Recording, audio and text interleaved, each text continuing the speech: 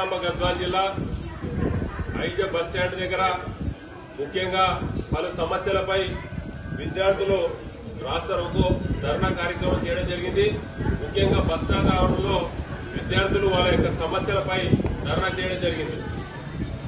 గత 4 సంవత్సరాల నుంచి పలు రూట్లకు ఐజ నుంచి సిద్ధనూరుకి మధ్యలో ఉన్నటువంటి గ్రామాల్లో ఉన్నటువంటి విద్యార్థులు చదువుకు దూరం అవుతున్నారు.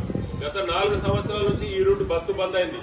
విద్యార్థులు ఈ యొక్క స్కూల్ వీళ్లలో కాలేజ్ వీళ్లలో బస్సులు సౌకర్యం కల్పించాలని, అదేవిధంగా ఈ సిద్ధనూరుతో పాటు వెంకటపురం గాని, తుంకుట గాని, ఎక్లాస్పురం గాని, గట్టు గాని ఈ ప్రాంతాలకు బస్సు సౌకర్యం కల్పించాలని విద్యార్థులు ధర్నా చేయడం జరిగింది.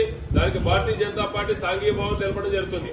దానితో పాటు ముఖ్యంగా ఐజ బస్టాండ్ విషయానికి వస్తే దాదాపు ప్రతి సంవత్సరము 60 లక్షల రూపాయలు అద్దె రూపాయల ఈ యొక్క బస్టాండ్ లో ఉన్నటువంటి రూమ్ల ద్వారా అద్దెలు వస్తున్నాయి. రాబోయే డిసెంబర్ నెలలో మరొక 50 లక్షలు పెరుగుతుంది. అంటే ప్రతి సంవత్సరము ఐజ బస్టాండ్ నుంచి కేవలం అద్దె రూపాయల 1 కోటి రూపాయలు వస్తుంటే కూడా ఇక్కడ బస్టాండ్ ప్రాంగణం చూస్తే చాలా దరిద్రంగా ఉంది. ఈ బస్టాండ్ లో సీసీ రోడ్ వ్యవస్థ లేదు, ప్లాట్ఫారం కేవలం 5 ఉన్నాయి. అదేవిధంగా దీనితో పాటు మంచినీటి సౌకర్యం లేదు. అదేవిధంగా ఎలాంటి సౌకర్యాలు లేకుండా బస్టాండ్ ఈ విధంగా ఉండడం చాలా దారుణం.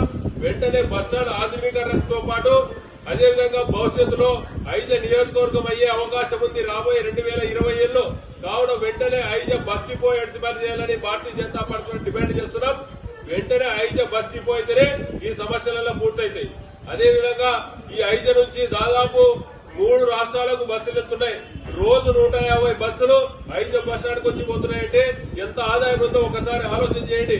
వెంటనే ఐజ బస్ స్టాండ్ ఆధునీకరణ, బస్ డిపో ఏర్పాటు చేస్తూ స్కూల్ విద్యార్థులకు సంబంధించి అన్ని రూట్లకు బస్సులు తిప్పాలని భారతీయ జనతా పార్టీ తరఫున డిమాండ్ చేస్తున్నాం.